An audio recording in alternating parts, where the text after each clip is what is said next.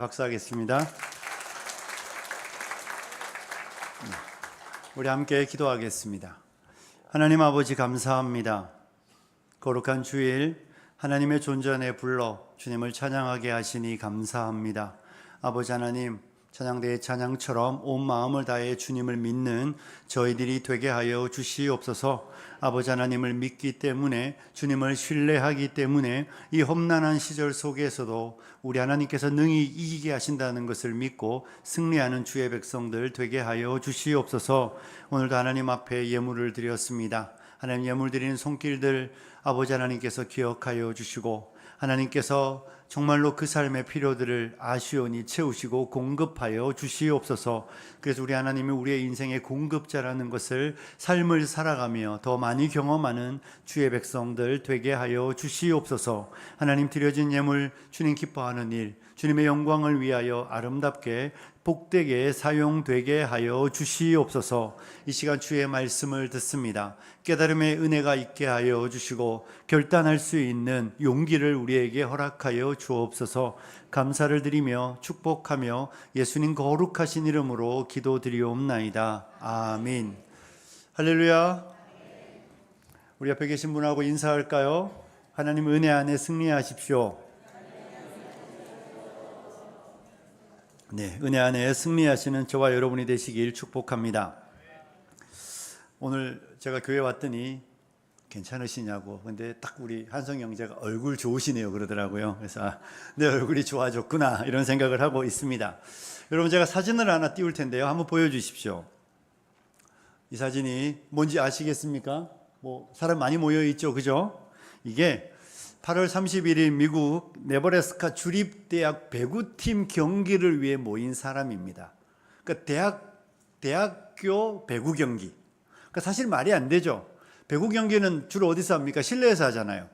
그런데 미국 주립대 배구 경기를 하는데 이 미식축구 경기장을 개조했습니다.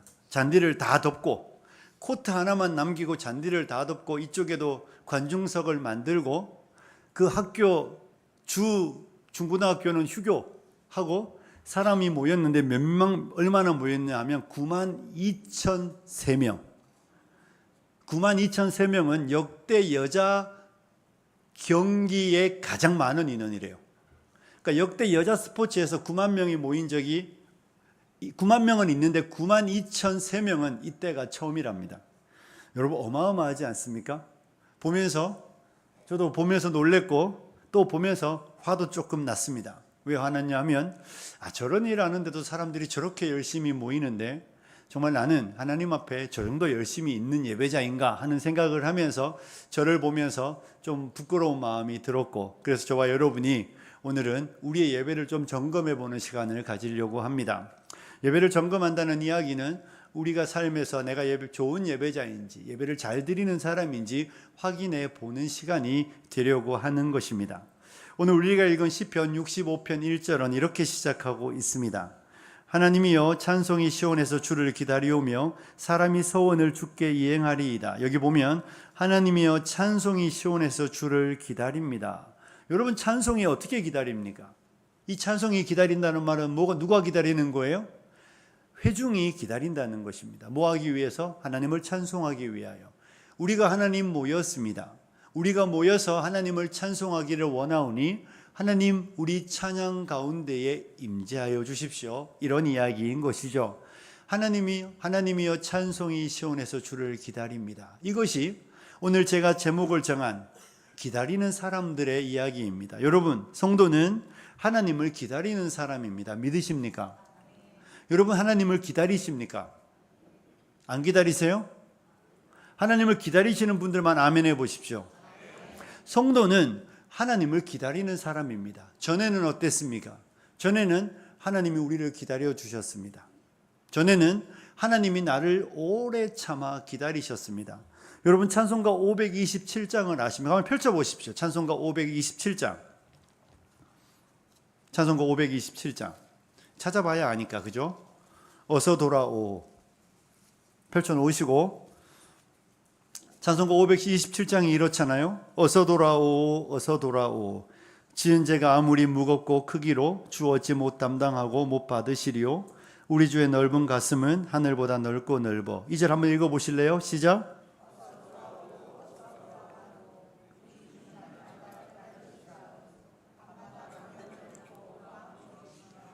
나간 자식 돌아오기만 밤새 기다리신다오. 어서 돌아오 어서 돌아오. 채찍 맞아 아파도 주님의 손으로 때리시고 어루만져 위로해 주시는 우리 주의 넓은 품으로 어서 돌아오 어서. 여러분 보시면 어서 돌아오라고 하나님이 우리를 부르시잖아요. 그러면서 하나님은 우리를 기다리십니다. 2절의 가사처럼 밤마다 문 열어놓고 마음 졸이시며 나간 자식 돌아오기만 밤새 기다리시는 부모의 이야기를 하고 있습니다. 3절을 보면 채찍 맞아 아파도 주님의 품으로 주님의 손으로 돌아오라고 말씀하십니다. 여러분 교회 안에 예수를 믿게 된 사람들의 이야기를 들어보면 이런 이야기를 많이 듣습니다. 목사님, 제가 정말 고칠 수 없는 병이 들었었습니다. 그런데 정말 이래도 안 되고 저래도 안 돼서 우연히 어떤 사람의 이야기를 듣고 교회를 왔었습니다. 그리고 교회를 다니게 되면서 병이 고침을 받았습니다. 그런데 여러분, 그 병이 고침을 받았다는 데에 목적이 있는 게 아니라는 걸 나중에 깨닫습니다.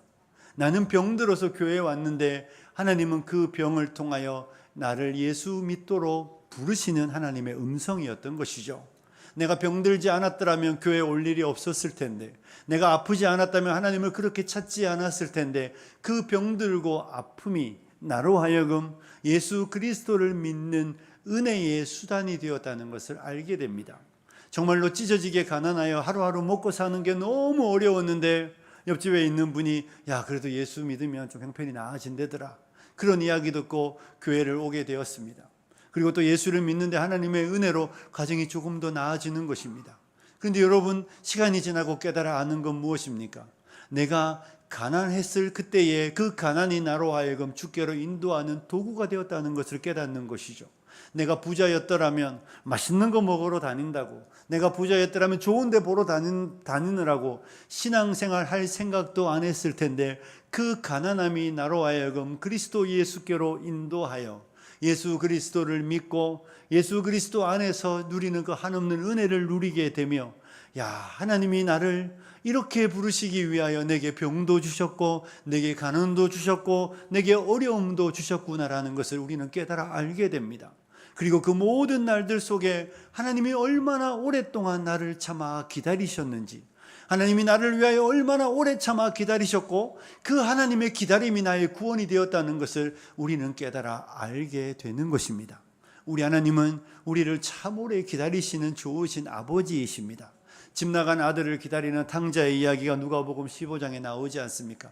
아직도 거리가 먼데 아버지는 아들을 알아보고 아들에게 달려가 입 맞추고 그를 안으며 그에게 가장 좋은 것을 주는 것처럼 우리 하나님이 우리를 향하여 오래 참으심이 저와 여러분의 구원이 된 줄로 믿습니다.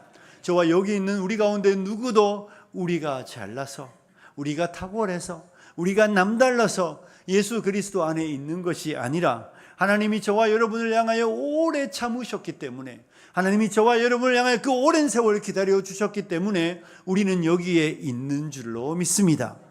그리고 우리는 그 은혜로 인하여 하나님께 감사하며 이제 우리가 주님을 예배하기 위하여 기다리는 자들이 되는 것입니다.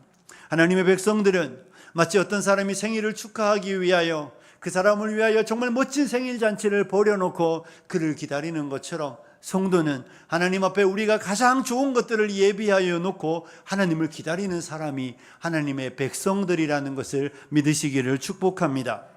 이제는 저와 여러분이 하나님을 기다리는 복된 인생이 되었다는 것을 믿으시기를 부탁드립니다. 사랑하는 성도 여러분, 하나님을 기다리십니까? 왜 기다리십니까? 무엇을 하기 위해 기다리시나요?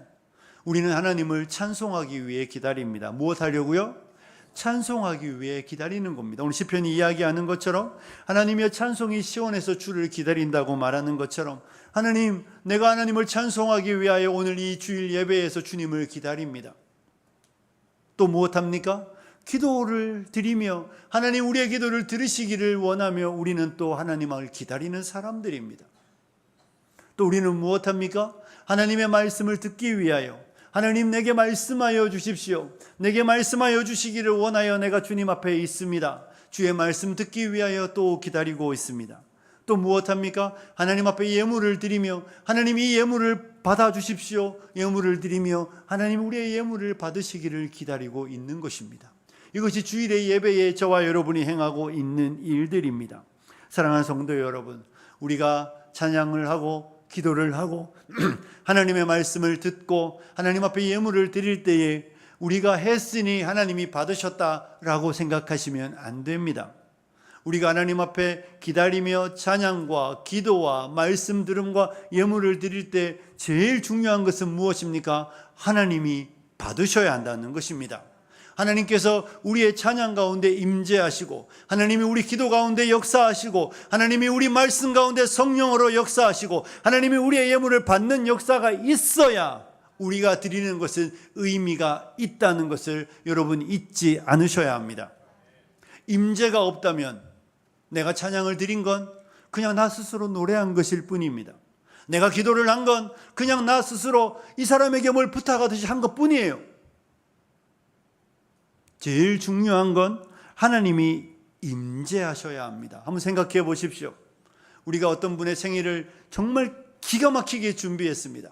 그를 놀래키기 위하여 절대 그 사람이 알지 못하는 비밀로 완벽한 생일 잔치를 준비했는데 그 사람이 오는 과정에 불의의 사고를 당하여 피치 못할 일로 참석하지 못한다면 그 생일 잔치가 된 겁니까? 안 된 겁니까?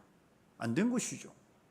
우리가 누구를 축하하기 위하여 무엇을 준비했는데 그 당사자가 없다면 그 일은 아무것도 아닌 것입니다. 나의 노력은 헛된 것이고 나의 노력은 물거품이 되는 것입니다. 우리의 생일 잔치가 빛나려면 당사자가 와야 합니다. 그 당사자가 와서 내가 준비한 것을 보고 기뻐하고 내가 준비한 것을 보고 감사하고 감격해야 그 준비한 것이 의미가 있는 것이지, 오긴 왔는데 내가 준비한 것이 그 사람의 마음에 썩 내키지 않으면 그것도 별로 의미가 없는 것이죠. 내가 했으니 받는 것이 아니라 내가 드리고 내가 잘 준비하여 하나님을 기다릴 때 가장 중요한 것은 하나님이 임재하셔야 하는 것입니다. 하나님이 우리 가운데 임하셔서 우리가 준비한 것들을 하나님이 받으실 때 우리의 준비한 것은 비로소 의미 있는 것이 되는 것입니다.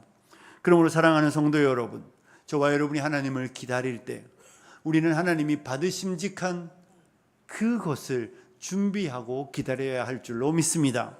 그러므로 진짜 중요한 것은 어떤 자세로 하나님을 준비하며 하나님을 기다리는가 하는 것입니다. 우리가 하나님을 기다릴 때 무엇을 하기 위해 기다린다 그랬습니까? 찬양하기 위해 기다린다 그랬습니다. 사랑하는 성도 여러분, 찬양은 어떻게 불러야 합니까? 어떻게 불러야 하죠? 찬양대? 전심을 다해 열심히 불러야 합니다. 찬양은 전심을 다하여 온 마음을 다하여 최선을 다해 불러야 합니다. 여러분의 이해를 돕기 위하여 노래방에서 부르는 것보다 더 열심히 불러야 합니다. 여러분이 자녀들하고 노래방 가서 정말로 탬버린 두드리면서 열심히 부르는 것보다 더 열심히 안 부르면 하나님 앞에 드리는 온전한 찬양이 아니에요. 가끔씩 목사님 찬양은 조용하고 엄숙하고 차분하게 그래야 되는 거 아닙니까? 여러분, 엄숙하고 조용하고 차분한 것과 경건은 같은 단어가 아닙니다. 경건이라는 단어를 오해하시는 분들은 조용하고 차분하고 엄숙하면 경건하다고 생각합니다. 그러면 목탁을 두드리면 되지 않을까요? 얼마나 경건하고 차분하고 엄숙합니까?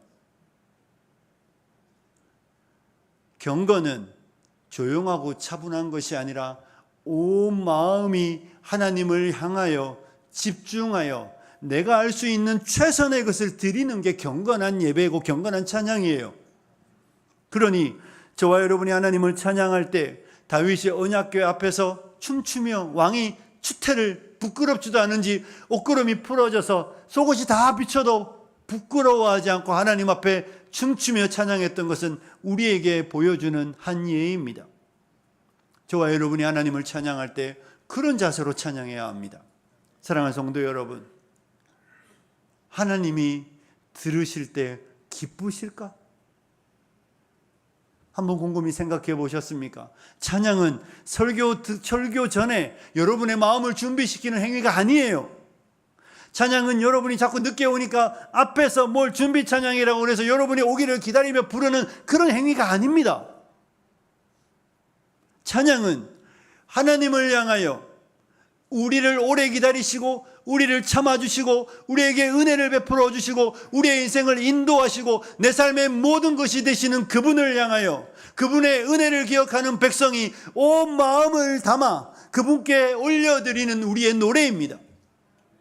그러니 그것이 우리로부터 하나님을 향하여 나아갈 때에 우리의 최선이어야 합니다. 예전에 그런 이야기들 안 들어보셨습니까? 여러분, 우리 거금도 앞에 가면 소록도가 있잖아요. 소록도에 가면 나병 환자분들이 예전에 다 모여 살았습니다. 아마 들어보신 분들이 있을 텐데 그분들의 찬양의 이야기를 들은 적이 있습니다. 그분들 가운데는 코가 없고 눈이 없고 눈썹이 없고 또 손이 없는 분들이 있습니다. 그런데 교회에서 박수를 치잖아요. 그리고 요즘에는 우리가 박수를 이박자로 치죠, 주로. 그죠? 근데 예전에는 이박자 안 쳤거든요. 예전에는 이박자였어요. 이박자로 치는데 손이 없잖아요. 박수를 치고 싶잖아요. 한 손으로 어디를 때리죠? 얼굴을 때리더래요. 여러분, 한 손으로 얼굴 때리면 아픕니다. 왜 사람이 뺨 때리면 싸웁니까? 아파서. 많이 아프거든.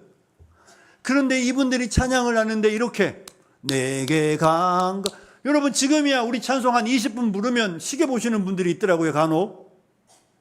찬송 20분 부르면 시계를 보면서 우리 김현수 목사님 오늘 제정신이 아닌 것 같다, 이런 마음으로 하시는 분들이 있는데 제발 12시 이후에 약속 잡지 마십시오.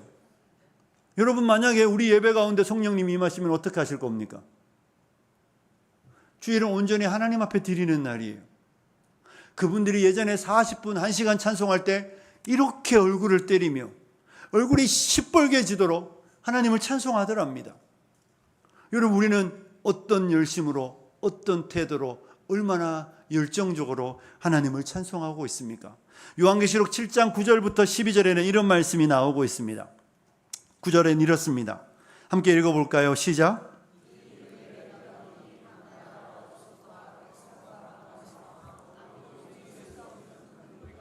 흰옷을 입고 손에 종려나무 가지를 들고 보좌 앞과 어린 양 앞에 서서 10절 큰 소리로, 무슨 소리로요? 큰 소리로 외쳐 이르되 구원하심이 보좌에 앉으신 우리 하나님과 어린 양에게 있도다 하니 모든 천사가 보좌와 장로들과 내 생물의 주위에 서 있다가 보좌 앞에 엎드려 얼굴을 대고 하나님을 경배하니. 거기 11절에 뭐라고요? 보좌 앞에 엎드려, 서 있다가 엎드려 얼굴을 대고. 자세 기억나시죠?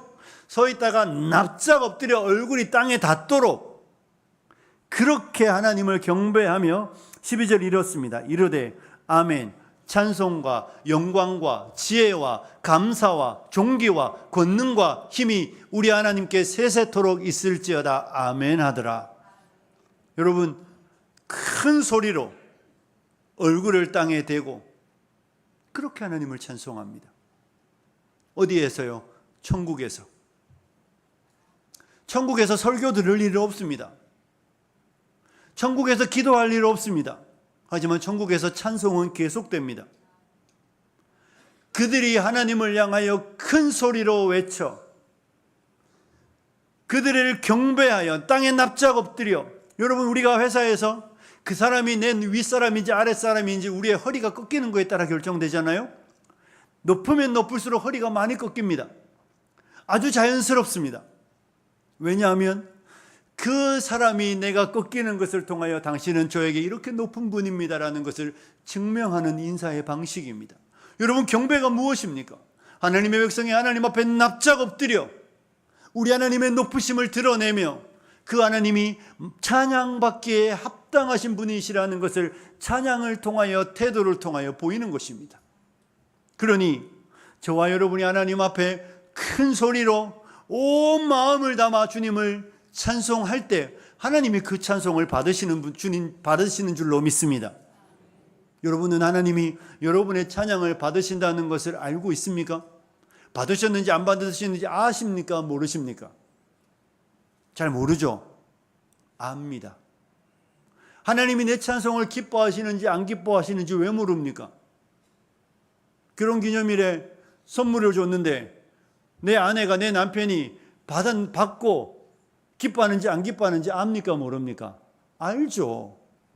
다 안다니까요. 또 꽂히냐고 뭐 이러든지 또 이거냐고. 안 기쁘다는 이야기잖아요. 받는 사람이 반응합니다. 받는 사람이 그것을 보고 기쁜지 안 기쁜지 만족하는지 안 만족하는지 반응하는 거예요. 여러분, 우리가 하나님을 인격적인 하나님이시라고 말하잖아요. 인격적인 하나님은 뭡니까? 기계적인 건 뭐예요? 기계적인 건 이런 게 기계적인 거예요. 치면 소리가 나는 거예요. 인격적인 건 뭡니까? 내가 하는 행동이 그 사람의 마음에 따라 반응하는 게 인격적인 거예요. 내가 하나님이 기계적이면 내가 찬송했을 때 하나님은 받는 거예요. 그런데 내가 한 찬송이 하나님은 인격적이시기 때문에 받을 수도 있고 안 받을 수도 있습니다. 그런데 하나님이 받으시면 하나님이 기뻐하시겠죠. 맞습니까? 안 맞습니까? 하나님이 내 찬양을 기뻐하시면 사람들은 이런 표현을 쓰더라고요. 노래가 좀 된다. 노래 좀 하는 분들은 노래 어느 날 잘 되는 날 있어요. 여러분, 그런데요, 찬송도요, 하나님이 우리의 찬양을 기뻐하시면 내 찬양이 더 뜨거워지며 더 간절해지며 더 열렬해집니다. 그래서 더 하고 싶어져요. 그런데 여러분, 하나님이 내 찬양을 안 기뻐하시면 놀라운 사실은 나도 하기 싫어요. 나도 별로 감흥이 없다니까요. 그리고 찬송이 길대잖아요. 자꾸 찬송이 긴 게 아니라 내 마음이 준비가 안 된 거예요. 찬양이 긴 게 아니라 이미 하나님이 내 마음을 기뻐하지 않으시는 거예요. 그러니 나는 노래는 부른 것인데 찬양은 아니에요. 하나님이 기뻐하는 찬송은 하나님이 우리의 찬송을 받으셨음을 친히 보여주십니다. 여러분의 심령 안에 한없는 기쁨과 한없는 감사와 찬양을 하는 그 사람이 정말로 얼굴에 하나님의 성령의 충만함이 임하는 것입니다. 그러니 여러분이 정말로 하나님을 향한 온전한 찬양을 올려드리고 있는지 여러분 스스로 이미 다 알고 있습니다. 내가 드렸으니 받았다는 건 스스로가 스스로에게 하는 의식적인 세뇌입니다. 그렇지 않습니다. 하나님이 내 찬양을 받으시면, 하나님이 내 찬양을 기뻐하시면 하나님 우리 찬양 가운데 충만히 임하십니다.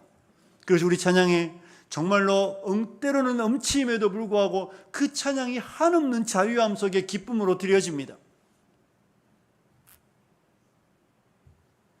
사랑하는 성도 여러분, 여러분의 찬양이 하나님이 받으실 수 있도록 온전한 마음을 담아 드리는 여러분이 되시기를 축복합니다. 우리가 흥분시킬 생각은 없습니다. 드럼을 치지만 옛날에 드럼을 쳐야 되냐 말아야 되냐 이런 이야기가 나왔던 이유는 사람을 흥분시키는 것이라고 말했기 때문입니다. 저것이 우리를 흥분시켜서 우리가 여러분이 흥분되어 그 찬양을 한다면 마약이겠죠. 하지만 드럼을 안 쳐도 찬송하는 사람은 흥분해야 합니다. 찬송하는 사람은 정말로 마음속에 북받쳐 오르는 감정이 있어야 합니다. 노래 부르는 가수는 절제하여 아주 절제된 목소리로 사람에게 노래를 들려주지만 그 노래를 듣는 사람은 감동하며 눈물이 흐르잖아요. 하나님 앞에 내가 찬송하는데 악기가 있고 없냐는 하나도 중요하지 않은데 예배 찬송하는 나는 마음의 뜨거움과 감격 속에 올려드려야 그게 찬송입니다. 그렇지 않으면 노래예요, 노래. 하나님을 향한 우리의 찬송이 정말 하나님이 받으시는 찬송이 될 수 있도록 온 마음을 담아 찬송하시는 우리 성도님들이 되시기를 축복합니다. 절대로 조용하냐 하냐 안 하냐 이런 거 하나도 안 중요합니다. 중요한 건 내가 하나님을 향하여 천국에서 예배하는 그날을 기대하며 이 땅에서 이 제한된 시간에 하나님을 향해 더 많이 예배하고 찬송하고 싶은데 이것밖에 못하는 것이 억울할 뿐이지, 이 억울한 시간을 억울하지 않기 위하여 더 열심히 더 간절하게 온 마음을 담아 찬양할 때 하나님이 그 찬양을 받으시는 줄로 믿습니다. 우리가 여기서 하나님을 기다릴 때 기도하며 기다립니다. 여러분, 기도는 어떻게 해야 합니까? 기도 어떻게 해야 되죠? 간절하게 하셔야죠. 온 마음을 담아 하셔야죠. 여러분, 오늘 예배당에 와서 한 기도를 기억하십니까? 오늘 예배당에 들어와서 무슨 기도하셨는지 혹시 기억하세요? 오늘 아침에 식사를 안 하셨나요? 저는 혼자 너무 많이 먹어서 아직도 소화가 잘 안 되는데, 아침에 식탁에 앉아서 내가 하나님 앞에 어떤 기도를 올려드렸는지 여러분 기억하십니까? 우리가 어떤 기도했는지 모르면 건망증이어서가 아니라 중언부언하는 열의가 없는 기도를 드렸기 때문에 그렇습니다. 사랑하는 성도 여러분, 기도는 간절하게 온 마음을 담아 하셔야 합니다. 그런 기도를 하나님은 받으시는 줄로 믿습니다. 2절을 보면 기도를 들으시는 주여 모든 육체가 주께 나옵니다. 여러분, 하나님은 우리의 기도를 들으십니다. 그런데 하나님은 아무 기도나 들으시지는 않습니다. 내가 기도했으니 듣는다는 건 착각이죠. 내가 하나님이 정말로 그 기도를 들으실지 안 들으실지 여러분 알지 않으세요? 한번 궁금하면 해보세요. 하시지 마세요. 여기 우리 다 권사님 기도하는데 뒤에 앉아가지고 조용히 앉아 있어 보세요. 그러면 내가 들어도 안 들을 것 같아. 여러분, 기도를 하는데 내가 그냥 하나님 앞에 부탁 안 하고 김 목사님한테 부탁해도 되는 일인데 김 목사님한테 부탁해도 되는 일을 하나님 앞에 부탁하면 여러분 그 기도에 간절함이 있겠습니까? 누구든 해결할 수 있는 문제인데 하나님 앞에 기도할 때 그 기도는요, 나도 성의가 없어요. 나도 중언부언해요. 하나님이 그 기도를 들으시고 하늘에서 벌떡 일어나셔서 이 기도는 꼭 들어줘야 되겠다고 생각하며 역사하실까요? 아니에요. 그러니 이미 기도를 하는 사람도 알고 기도를 하는 사람을 보는 사람도 알아요. 이 기도는 정말 하나님이 들으시겠구나, 아니겠구나. 사랑하는 성도 여러분, 기도는 정말로 간절하게 온 마음을 담아 하셔야 합니다. 그러니 기도자에게 있어서 진짜 중요한 건 마음이 담겨 있는 기도입니다. 우리가 상한 마음 통회하는 심령이라고 말하잖아요. 그죠? 하나님이 기뻐하는 제사는 상한 마음이며 하나님이 들으시는 기도는 상하고 통회하는 기도입니다. 정말 하나님 들어주지 않으시면, 하나님 이 기도 들어주지 않으시면 나 정말 죽을 것 같아요. 하나님 이 기도 들어주지 않으시면 나 정말 미칠 것 같아요. 그런 마음으로 드려지는 기도에 하나님은 마음을 두시는 것입니다. 그런데 기도하는 자신도 열의가 없고 기도하는 그 사람도 온 마음을 담아내지 않으면서 하나님이 기도를 듣지 않으시는 것 같다고. 여러분, 시편 42편 하나님이여 사슴이 시냇물을 찾기에 갈급함 같이 내 영혼이 주를 찾기에 갈급한다고 말할 때에, 사슴이 시냇물을 찾을 때에 아이고 있으면 먹고 없으면 말자 이런 거 아니잖아요. 이 물이 없으면 죽을 것 같은 그 갈증을 느끼기 때문에 온 마음을 물에 집중합니다. 그리고 물이 있는 곳을 찾아 헤매입니다. 그것이 기도자의 자세입니다. 하나님께서 내 기도를 들으실 수 있도록 하나님 앞에 내 마음을 온전히 다 쏟아내는 기도에 하나님은 반응하시는 줄로 믿습니다. 그러니 여러분, 기도자의 마음에 상하고 통회하는 마음 없이 하나님의 보좌를 흔들 수 있을 것이라는 생각보다 어리석은 생각은 없습니다. 제가 금요기도회를 하면서 그런 이야기를 드렸습니다.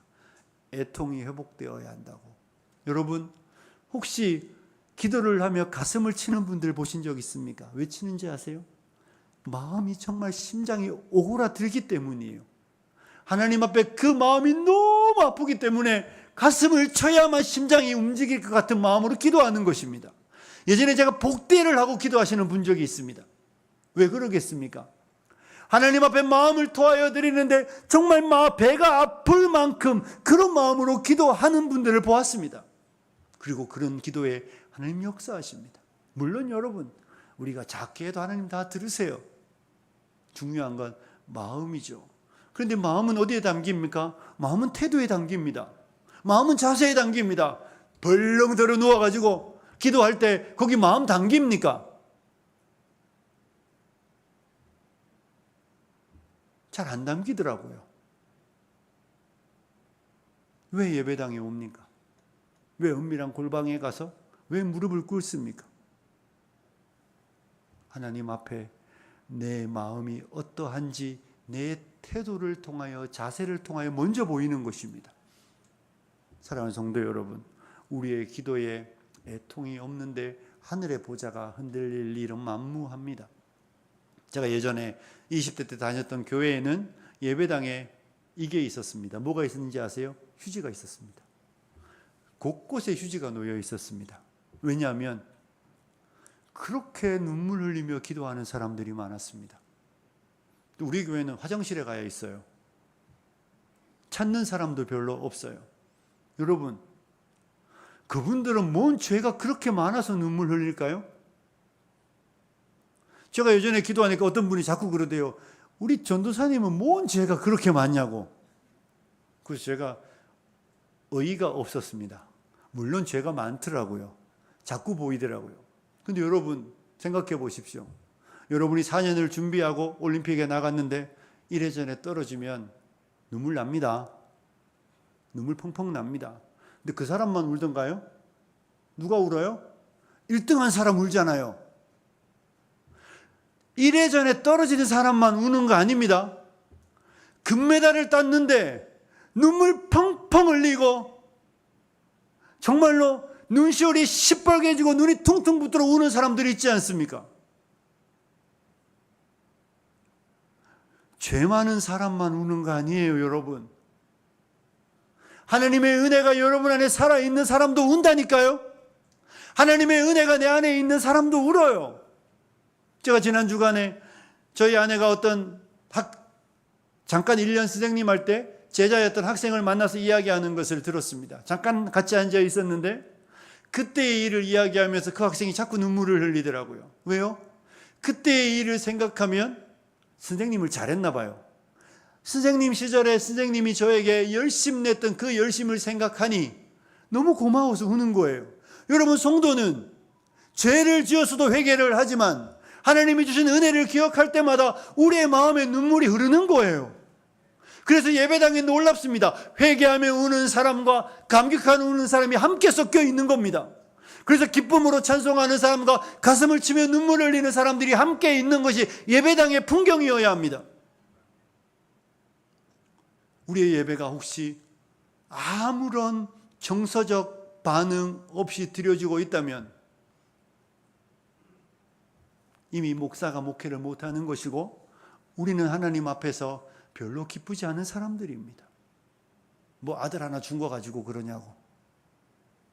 이런 마음인 거예요.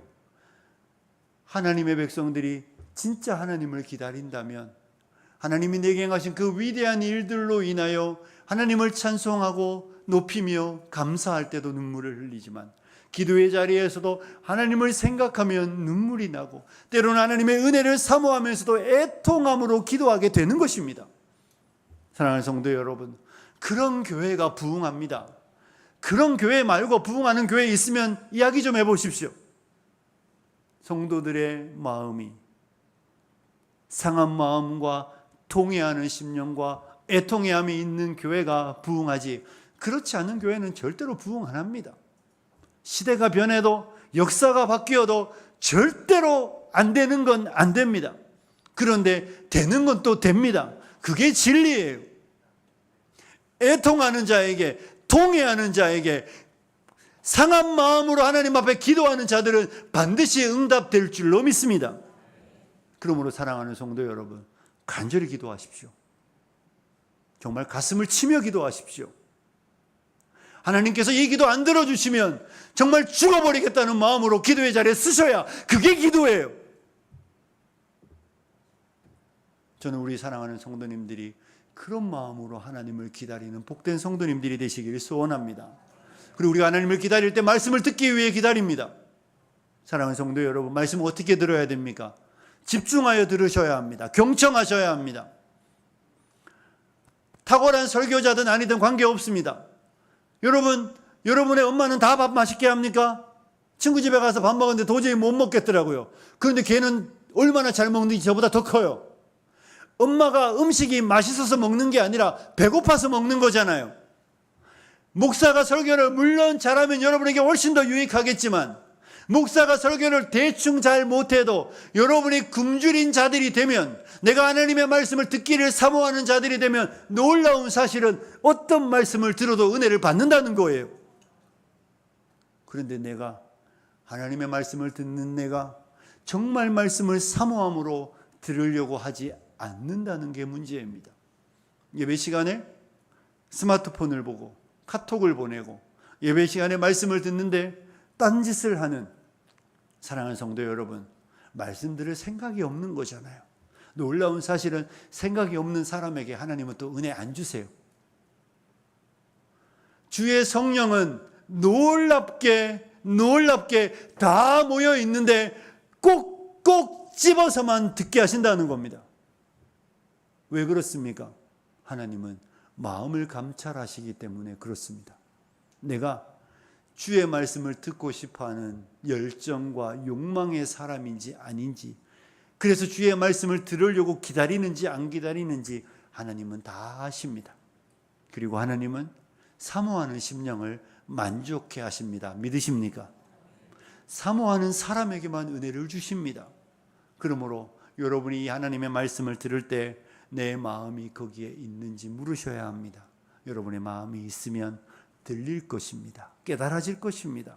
여러분의 말씀이 살아 역사하기 시작하여 내 삶에 변화가 일어나기 시작할 것입니다. 저는 우리 사랑하는 성도님들이 경청하는 분들이 되시길 소원합니다. 그리고 여러분 어떻습니까? 우리가 하나님을 기다리는데 예물을 드리기 위하여 기다립니다. 그런데 여러분, 우리 하나님 앞에 예물을 드릴 때 마음을 담으셔야 합니다.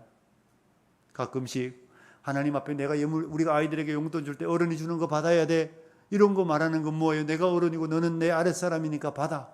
여러분 하나님 앞에 예물을 드리실 때 그런 마음으로 드리시면 안 됩니다. 교회 앞에 와서 지갑을 열었는데 1,000원짜리가 없다. 다음 주에. 이런 마음은 이미 틀렸습니다.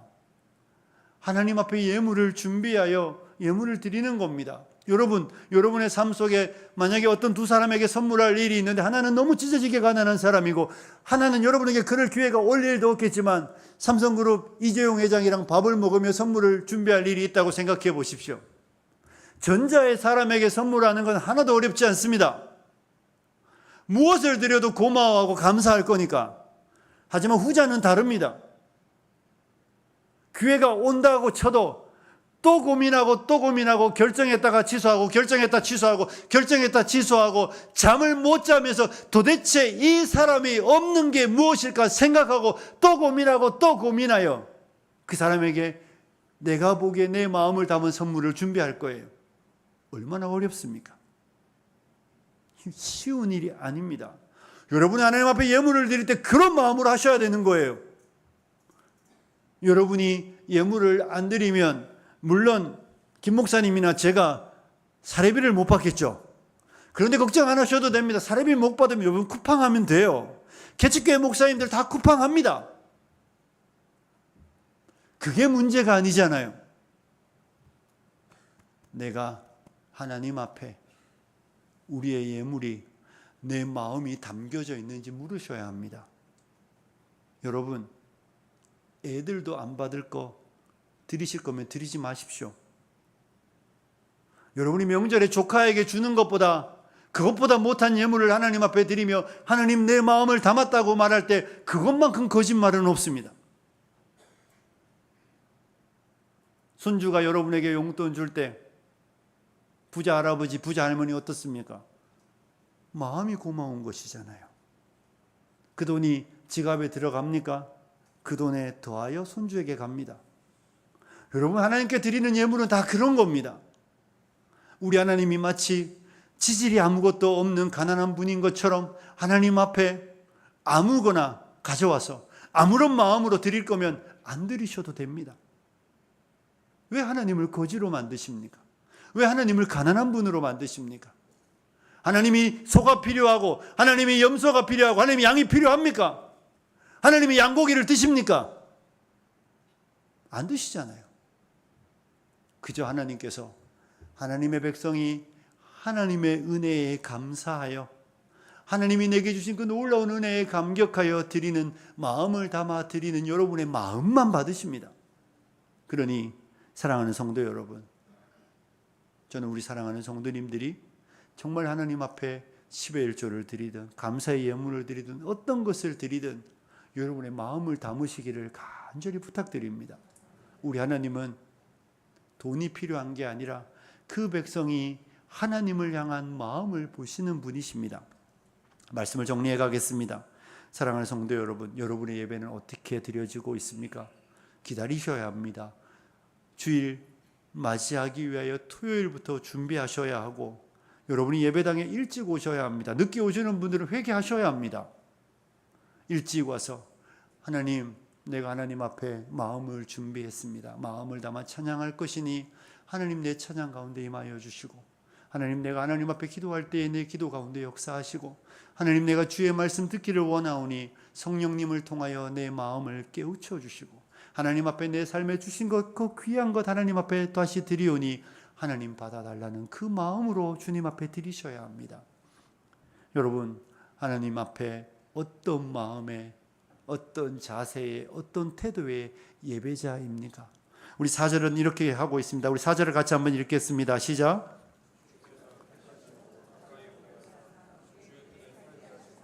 복이 있나니 우리가 주의 집 곧 주의 성전의 아름다움으로 만족하리이다. 아멘. 주께서 택하시고 가까이 오게 하사 주의 뜰에 살게 하신 사람은 뭐가 있다고요? 복이 있습니다. 그게 누구입니까? 저와 여러분인 줄로 믿습니다. 하나님이 택하셨고 하나님이 가까이 오게 하셨고 하나님이 하나님의 집에 살게 하여 주신 겁니다. 하나님이 세상 어디에도 누릴 수 없는 그 기쁨과 즐거움과 감격이 있는 하나님의 집에 우리를 불러 모아 주셨다면, 이것이 가장 복되다는 것을 기억한다면 우리는 어떠한 예배자가 되어야 할지 잊지 마시고 하나님을 기다리며 하나님을 향해 온전히 예배하여서 하나님의 하늘문을 여시고 부으시는 은혜로 인하여 세상에 없는 기쁨과 평안과 감격과 위로를 받으시며 예배의 승리를 통하여 인생을 승리하시는 성도님들이 되시길 주님의 이름으로 축복합니다. 기도하겠습니다. 하나님 아버지, 찬송이 시온에서 주를 기다리는 것처럼 우리가 하나님을 기다리는 예배자들이 되게 하여 주시옵소서. 아버지 하나님, 온 마음을 담아 찬송하게 하여 주시고 온 정성을 다해 기도하게 하시고 주의 말씀을 경청하게 하여 주시고 하나님 앞에 가장 귀한 것을 드리는 주의 백성들이 되게 하여 주시옵소서. 하나님이 받으실 수 있도록, 하나님이 임재하실 수 있도록 기다리며 준비하는 그런 복된 성도가 되게 하여 주셔서 하나님께서 복되다고 말씀하시며 우리에게 한없는 은혜를 누리는 화평의 온 성도들이 되게 하여 주옵소서. 예수님과 거룩하신 이름으로 기도드리옵나이다. 아멘. 지금 말씀을 기억하면서 찬송